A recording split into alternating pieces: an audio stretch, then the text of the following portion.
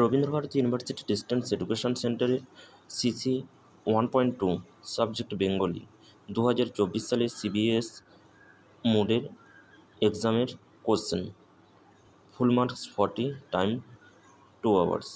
আর 10 নম্বরের internal assessment দিতে হয়। প্রত্যেক সেমিস্টারে 50 নম্বর করে পরীক্ষা, 10 নম্বর ইন্টারনাল অ্যাসেসমেন্ট আর 40 নম্বর তোমাদের থিওরি থাকে, যেখানটায় 10 নম্বরের করে 4টা বড় প্রশ্ন করতে হয়। এখানটায় দেখে নেয় যে কী কী প্রশ্ন পড়েছে এবছর। চর্যা গীতিকে বিধর্ত বৌদ্ধ সহজিয়া সাধনতত্ত্ব সংক্ষেপে আলোচনা করো, অথবা কা আ তরুবর পঞ্চবী ডাল পত্রী বাচ্যার্থ ও গুড়ার্থ লেখো। দুয়ের দাগের শ্রীকৃষ্ণ কীর্তন কাব্যের বংশীখণ্ড অবলম্বনে বংশী ব্যাকুলা রাধার পরিচয় দাও, অথবা শ্রীকৃষ্ণ কীর্তন কাব্যের রাধা বিরহের অংশের সঙ্গে বৈষ্ণব পদাবলীর কোনো সংযোগ আছে কিনা তা যুক্তি দিয়ে বুঝিয়ে লেখো।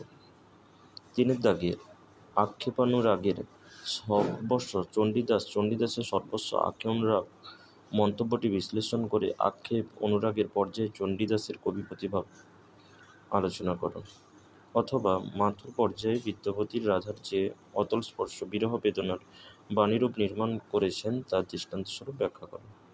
চারের দাগের লাস্ট কোশ্চেন, যেটা পাগলিনী বিষ্ণুপ্রিয়া ভিজা বস্ত্র চুলে পত্রে বিষ্ণুপ্রিয়ার উৎকণ্ঠা লোকবিশ্বাস ও লোকসংস্কারের আশ্রয় কীভাবে প্রকাশ পেয়েছে তা আলোচনা করো, অথবা কবিশেখর রায়শেখরের পদাবলীতে ব্রজবুলি ভাষার নিপুণ এবং সার্থক প্রয়োগ লক্ষ্য করা যায়, মন্তব্যটির যথার্থতা নিরূপণ করো।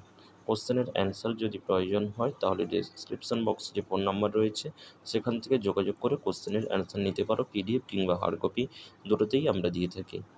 ধন্যবাদ সবাইকে।